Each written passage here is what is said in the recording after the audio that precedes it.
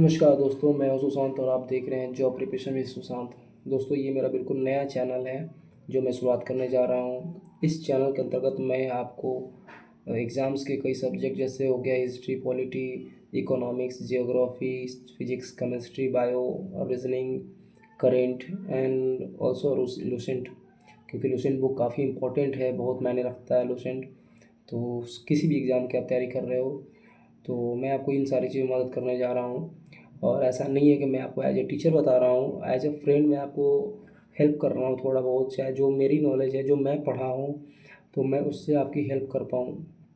और दोस्तों, मैं ये चाहता हूँ आप मुझे सपोर्ट करें, कि अगर आपको हेल्पफुल लगे तो सपोर्ट करें, अगर आपको हेल्पफुल ना लगे तो कोई ज़बरदस्ती नहीं है कि आप मुझे सपोर्ट करो। तो दोस्तों, मैं जो है अभी से जो स्टार्ट करने जा रहा हूँ वो है संविधान, यानी कॉन्स्टिट्यूशन इन पॉलिटी। मैं पॉलिटी शुरुआत करने जा रहा हूँ। जो संविधान होता है, संविधान दोस्तों क्या है, सबसे पहले ये समझेंगे। तो दोस्तों, संविधान जो है पहला तो दो वर्ड से मिल के बने हैं। पहला है सम, दूसरा है विधान, यानी कि सबके लिए समान विधि, उसको बोलते हैं संविधान। संविधान बनाने के लिए जो है आपको एक संविधान सभा की गठन की गई थी, जो कुल जो है 2 साल 11 महीने और 18 दिन का समय लगा था। और इसके प्रारूप समिति का अध्यक्ष रहे हैं B.R. अम्बेडकर। तो इसके बाद संविधान नाम की एक पुस्तक बनाई गई, जिसके अंदर सारी विधि दी गई है, सारे कानून बनाए गए हैं, किस चीज़ के लिए क्या करनी है। और ये जो संविधान है, यह जो संविधान है, इसके अंदर में 22 भाग हैं। जैसे किताबों में 22 चैप्टर होते हैं, वैसे ही इसमें 22 भाग हैं। और 22 भाग के अंतर्गत 395 अनुच्छेद हैं, और जो कि अभी कुल मिलाकर 470 के अप्रॉक्स में है, 470 हैं। दोस्तों, ये अनुच्छेद हैं वो सुप्रीम कोर्ट के अंतर्गत आता है। कोई भी अनुच्छेद के अंतर्गत आप किसी भी तरह का कोई ट्रायल करना चाहते हैं, लेकिन ट्रायल पर मतलब हो रहा है, कोई मुकदमा चल रही है, आपकी ट्रायल चल रही है, तो वो आपकी अनुच्छेद के अंतर्गत ही आप सुप्रीम कोर्ट में दायर कर सकते हैं कि हमारे यहाँ जो है अधिकारों का हनन हुआ है, तो वो आपकी संविधान के अनुच्छेद के अंतर्गत चलती है। दूसरी होती है एक CRPC। CRPC एक वो पुस्तक है जो कोर्ट में बैठे जज के लिए बनाई गई है। यानी कि अगर आपको अधिकारों का हनन होता है तो वो आप संविधान के अंतर्गत, संविधान के अनुच्छेद के अंतर्गत आते हैं। लेकिन अगर जज साहब के पास अगर ये जाती है मैटर, आपकी ट्रायल चलती है कोर्ट में, तो वो CRPC के अंतर्गत चलती है। कोई भी अगर आपको सज़ा दी जाएगी तो वो जो होगी वो आपको CRPC के तहत, मतलब वो सज़ा जो आपको दी जाएगी, जो जज साहब हैं वो सज़ा देंगे तो CRPC की तरफ देंगे। और अगर आपको पुलिस कोई आप मैटर को लेकर उठाती है, चाहे चोरी हो, बदमाशी हो, चाहे किसी भी तरह की कोई मैटर हो, तो आपको IPC के अंतर्गत आपको उस पर कार्रवाई की जाएगी। तो अभी मैं ये बताना चाह रहा हूँ कि अब और इसके अलावा इस संविधान में 12 शेड्यूल्स और मतलब यानी कि 12 अनुसूचियाँ दी गई हैं। अभी मैं एक छोटी सी कहानी बताऊँगा, उस कहानी के अंतर्गत मैं आपको 12 अनुसूचियों को याद दिलाने की कोशिश करूँगा। अगर आप याद कर पाओ या उस मेरे मैटर को समझ पाओ तो शायद आपको याद आसानी से हो जाए। और ज़्यादा लंबी वीडियो मैं नहीं बना रहा हूँ। तो सबसे पहले दोस्तों आती है 12 अनुसूची में से पहली अनुसूची। तो दोस्तों, एक कहानी बताता हूँ, आप सुनिए। कहानी ये है कि एक छोटा सा बच्चा आता है, छोटा सा बच्चा जन्म लेता है, तो उसकी समझ में ये आती है कि आप किस देश में हैं, यानी कि भारत में है। भारत क्या है, एक संघ है, ठीक है। फिर लड़का जो है, बच्चा बड़ा हुआ, समझ में आ गया।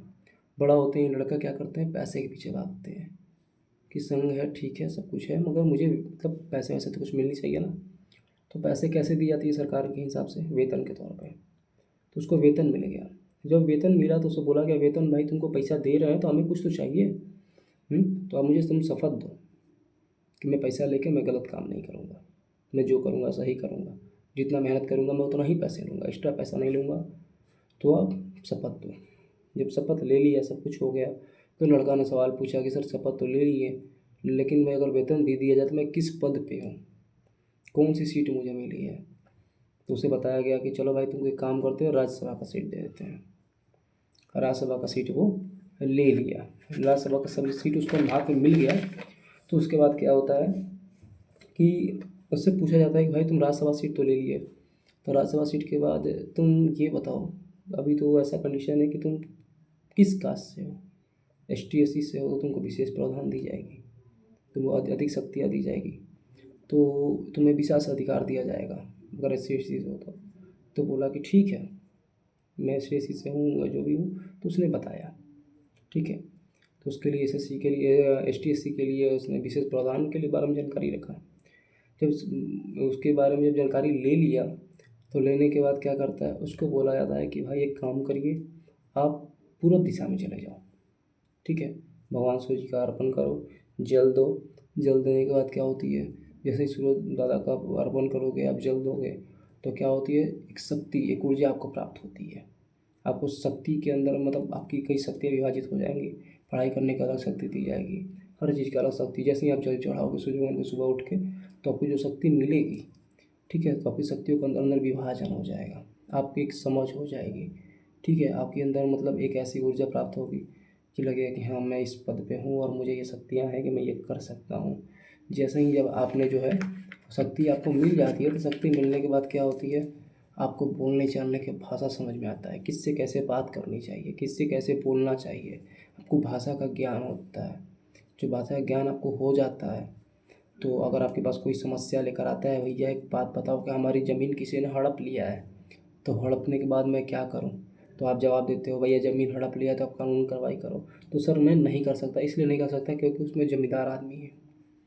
तो बोल रहे कोई बात नहीं भाई, ज़मींदारी को हटा दो, भूमि सुधार कर देंगे, तुम्हारा ज़मींदारी भी हटा देंगे, जाओ। दोनों हटा दिया, ठीक है।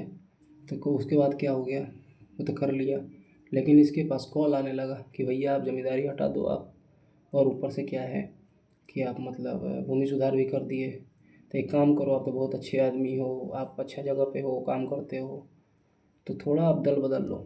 आप जो उसकी जनता के लिए काम करते हो तो आप हमारे लिए कर लो, आप थोड़ा दल बदल कर लो, सही होगा। तो उसने बोला नहीं भैया, हम दल बदल नहीं करेंगे, हम इसी पे भैया रिटायर हो जाएंगे। रिटायर होते ही पहले जो परीक्षा रिटायरमेंट का मिलेगा, उसका मैं जाके पहले गांव में घर बनाऊंगा, ग्राम पंचायत में अपने घर बनाऊंगा। जब ग्राम पंचायत में मैं घर बना लूँगा, तो बनाने के बाद मैं तुरंत एक छोटा सा कोई नगर पालिका लूँगा, ठीक है। नगर समिति में एक बढ़िया सा एक नगर पालिका में घर बना लूँगा, ठीक है, और अपनी ज़िंदगी आराम से गुजारूँगा। ये कहते हुए वो लड़का बूढ़ा हो जाता है। तो ये जो ट्रिक है वो ये है कि पहले तो बच्चा जन्म लिया, उसको बताया गया कि भारत में है, फिर वो बच्चा बोला कि हमको पैसा भी चाहिए, पैसा लेते ही बोल दिया हमको शपथ दिलाना है, शपथ दिलाने के बाद बोल दिया कि ठीक है तुमको काम कर दो, शपथ दिला दिया, तो राज्यसभा में चले जाओ। राज्यसभा में चला गया तो बोला कि ये तो कौन कास्ट हो ये बता दो, अगर तुम ऐसी में हो तो तुम्हें विशेष प्रावधान दी जाएगी। तब फिर बोला कि चलो ठीक है, तो अगर हो तो काम करो, आप तुम पूरब दिशा में भैया रोज़ सुबह से जल अर्पण करो। जैसे ही जल अर्पण करोगे पूर्वोत्तर में, ठीक है, तो तुरंत क्या होगा तुम्हारे साथ, शक्ति का मतलब विभाजन हो जाएगा, तुम्हें शक्ति प्राप्त हो जाएगी, तुम्हें बोलने चालने की आप भाषा आ जाएगी बोलने चालने की। जैसे ही भाषा आएगी बोलने चालने का, तो तुम्हें क्या होगा कि लोग तुम्हारे पास समस्या लेकर आएंगे, तो तुम कई सारे ज़मीनी समस्या आ जाएगी, भूमि सुधार करना पड़ेगा तुमको। कई लोग जमींदार आ जाएंगे, उनको भी हटाना पड़ेगा तुमको, क्योंकि जमींदार आपको टिकने नहीं देंगे। फिर उसके बाद क्या होगा, लोग आपको ऑफर करेंगे कि भैया आप दल बदल कर लो, अदल बदल तो करोगे तो ठीक है, नहीं करोगे तो क्या होगा भैया, रिटायर हो जाना, तो होने के बाद मैं चुपचाप अपने ग्राम पंचायत में चला जाऊँगा, वहाँ एक बढ़िया घर बनाऊँगा, और जो पैसा बचेगा उसको मैं शहर में कोई नगर पालिका में कोई घर बना लूँगा। मेरी बात यही खत्म हो जाती है, ठीक है। तो ये जो है आपकी 12 अनुसूची है। जो पहला अनुसूची है कि भारत जो है राज्यों का एक संघ है। सेकंड क्या हो गया कि वेतन, ठीक है। तीसरा क्या हो गया आपको शपथ। चौथा क्या हो गया, राज्यसभा में सीट का आवंटन। पाँचवा में क्या हो गया, पूर्वोत्तर राज्य ST SC का विशेष प्रावधान। फिर छठा में क्या हो गया, पूर्वोत्तर राज्य। सातवां में क्या हो गया, शक्ति का विभाजन। आठवां में क्या हो गया, भाषा। नौवां में क्या हो गया, भूमि सुधार एवं नो जमींदारी, जमींदारी को हटाया गया। 10वां में क्या हो गया, दल बदल हो गया। 11 में ग्राम पंचायत, और 12 में जो होता है वो होता है नगर पालिका।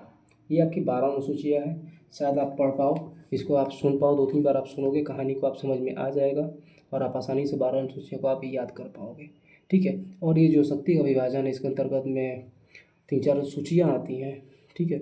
राज्य संघ सूची जो केंद्र सरकार संभालती है, राज्य सूची जो राज्य सरकार संभालती है, समवर्ती सूची जो दोनों मिल के संभालती है, और अवशिष्ट सूची जो होती है वो जो होता है एक खाली सूची, एक खाली पेपर है जो क्या करता है कि कोई भी नया चीज़ जो जुड़ता है, जैसे फेसबुक हो गया, व्हाट्सएप हो गया, ये सारी चीज़ जो जुड़ती है अवशिष्ट सूची में जाकर जुड़ जाती है, शक्ति के विभाजन में आती है। तो इसको थोड़ी सी आप वीडियो को दोबारा देखें तो आपको खुद समझ में आ जाएगी कि वो सही है या गलत है। तब तक के लिए नमस्कार। मिलते हैं अगले वीडियो में। आपकी जो अगली जो वीडियो आएगी वो वीडियो आएगी अनुच्छेद 1 से, मतलब भाग 1 से 22 भाग आते हैं। मैं आपको कोशिश करूँगा बहुत जल्द आपकी पॉलिटिकल साइंस संविधान को कंप्लीट कर पाऊँ। Thank you.